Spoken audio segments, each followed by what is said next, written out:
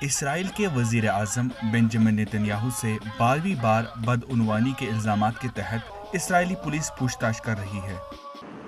تفتیش کاروں کی ایک ٹیم گزشتہ دنوں یروشلم میں واقع ان کے سرکاری رہائش پر آئی۔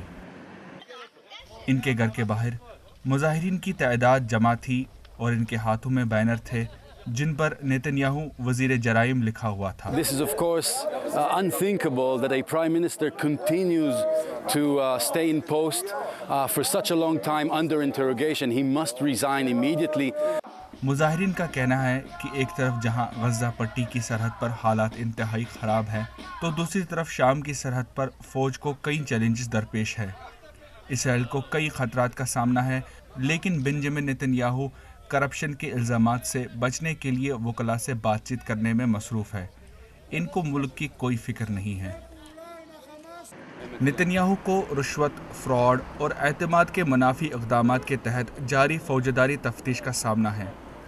ایک کیس میں ان کے خلاف فرد جرم بھی عائد کیا گیا ہے۔